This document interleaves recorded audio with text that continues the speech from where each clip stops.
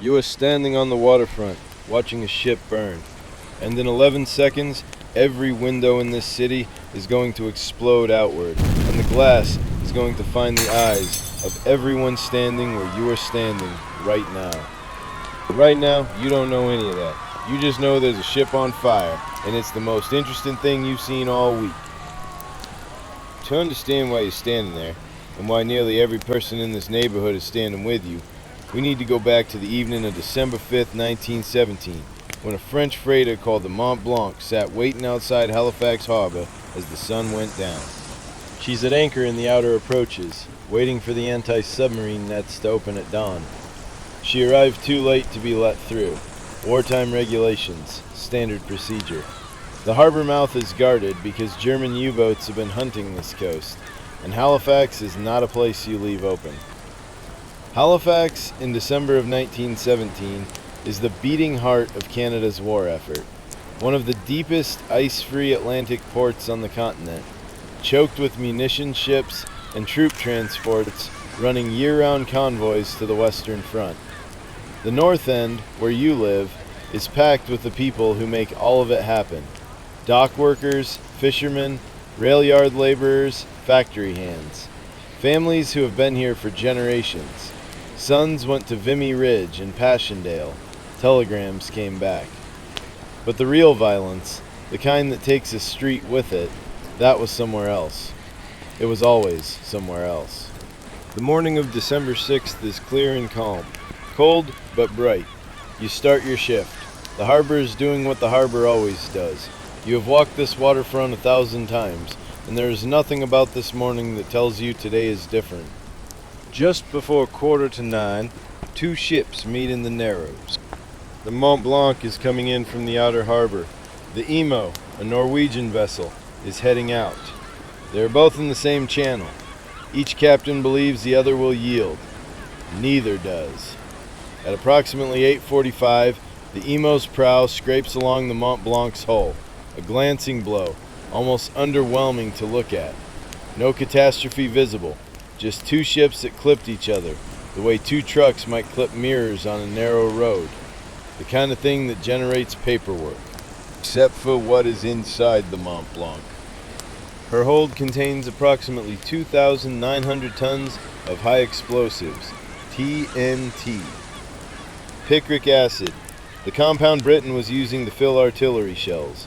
Gun cotton, and stacked on her deck in open drums, benzol, a highly flammable fuel being shipped as a wartime commodity. She is the most dangerous single ship ever to enter Halifax Harbour. And here's what you need to understand right now, standing on that waterfront. You have absolutely no way of knowing that. By wartime practice, munition ships flew a red danger flag, a signal to other vessels of explosive cargo. The Mont-Blanc was not flying one. Whether the flag was legally required during transit is contested in the historical record. What is not contested is the result. From shore, from where you're standing, the Mont-Blanc looks like any other freighter. No flag, no marking, no signal of any kind. The Emo's prow knocked those benzol drums. Sparks found the fuel. The fire started small, and then it got hungry, climbing through the benzol and reaching toward everything packed below it. The Mont-Blanc's crew abandoned ship almost immediately. They knew. They rowed hard for the Dartmouth shore, screaming warnings at every vessel they passed. But almost no one in Halifax Harbour knew the cargo. Wartime secrecy had kept it that way, cleared only to a handful of port officials. To the harbor pilots and tugboat crews watching the crew row away in apparent panic, the Mont-Blanc just looked like a burning ship whose crew had done the sensible thing and got clear. Nobody on shore understood what the warnings meant. Nobody translated the panic into danger. And the clock, which started at 8:45, kept moving. On shore, people started stopping. A column of black smoke is rising from the Narrows, thick, oily smoke fed by the burning benzol, and it is spectacular. Benzol drums are heating up and launching into the air, shooting skyward, trailing fire, tumbling back. From where you're standing, it looks like fireworks. Strange, enormous fireworks on a clear December morning. A crowd forms on the waterfront. Another crowd mounts the new footbridge spanning the Richmond rail yards, a perfect sightline directly to the Narrows. School children press against classroom windows. Workers pause on their way to the docks. You stop. Everyone around you stops. You're watching because that is what a person does when something extraordinary is happening 50 meters in front of them, and there is no flag, no siren, no reason of any kind telling them to run. The ship burns. The clock keeps moving. Nobody in that crowd is counting. Alarm box 83 is triggered. A bell rings in a fire station. The Halifax Fire Department rolls. Canada's first motorized fire pumper, the Patricia, leading the response with horse-drawn units behind her. They race through the north end streets toward the harbor, toward Pier 6. They arrive at the waterfront, and the crew of the Patricia jumps down and begins unrolling hoses. 9 men, doing their job perfectly, standing almost directly beneath the burning Mont-Blanc. The fire crew has no idea, and neither do you, because there is nothing about that ship, no flag, no marking, no warning of any kind that tells anyone what she is actually carrying. The clock is now at approximately 8 minutes. That is the midpoint of this story. Not the explosion, not the bodies, not the headlines. This moment. 9 men unrolling hoses. A crowd watching from the waterfront. A ship burning at the edge of Pier 6. And every single person on that waterfront doing exactly the right thing for a world in which the most dangerous ship in the harbor looks like nothing at all. At Richmond Station, a small wooden telegraph office in the middle of the rail yards, a few hundred feet from the harbor, a man named Vincent Coleman is at work. A sailor bursts through the door. He's been sent ashore by a naval officer who was among the few who understood the Mont-Blanc's cargo. He tells Coleman, "The burning ship is full of ammunition. It is going to explode." Coleman and his supervisor start to run. They get outside. They are moving away from the station, away from the harbor. And then Coleman stops. He turns around. He goes back through the door of the telegraph shack, sits down at his key, and starts sending. His message is not long. Hold up the train. Munitions ship on fire. Making for Pier 6. And then, goodbye, boys. Somewhere up the line, a passenger train, approximately 300 people aboard, is rolling toward Halifax from St. John. Coleman's message reaches the line. The train stops. Well short of the city, it does not come in. Coleman stays at his key. Clock runs out. At 9:04 and 35 seconds in the morning, the Mont-Blanc detonates. Temperature at the epicenter is later estimated at 5,000 degrees Celsius. The ship does not sink. It is vaporized. Hull, deck, cargo, gone in a fraction of a second. A pressure dome expands outward at supersonic speed. The harbor floor is briefly exposed as the water is pushed aside, and then the water comes back as a tsunami that surges across the waterfront. The sole survivor of the Patricia's crew, Billy Wells, later remembered being blown off his feet, his clothes stripped from his body, the muscles torn from his right arm. Then the wave came over him. All 9 of his fellow firefighters died, every one of them. Across the Richmond district, the pressure wave hit every structure simultaneously.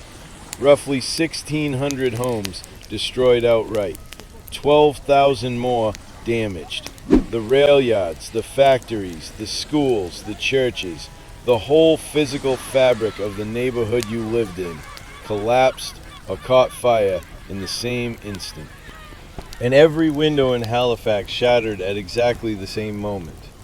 592 people received eye injuries severe enough to require surgical treatment.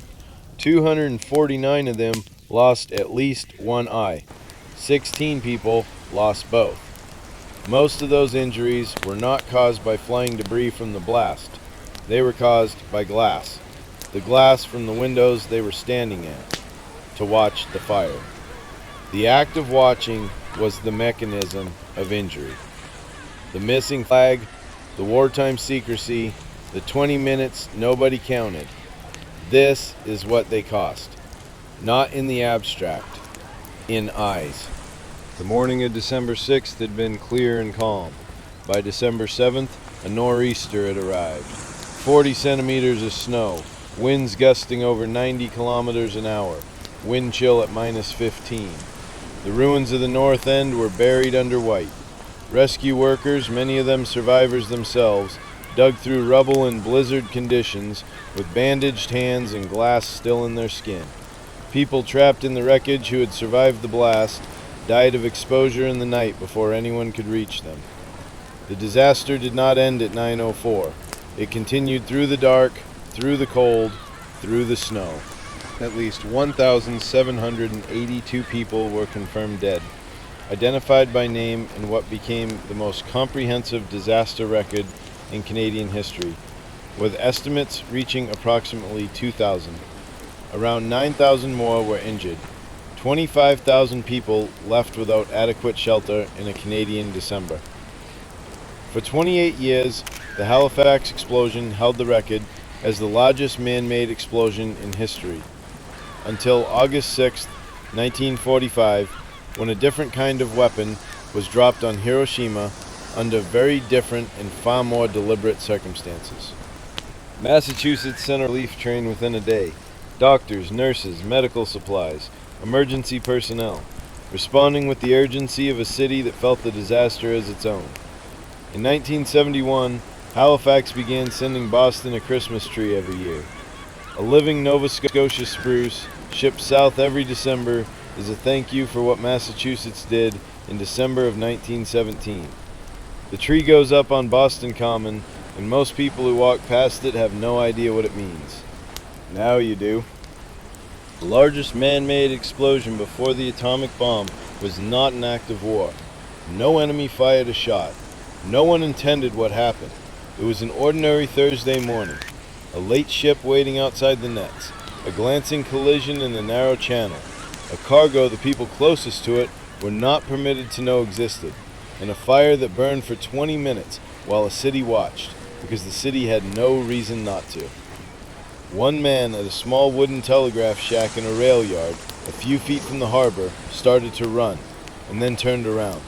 He chose the key over his own life. He sent his message and stayed. 300 people on that train lived because of what Vincent Coleman chose to do in the last minute of his life.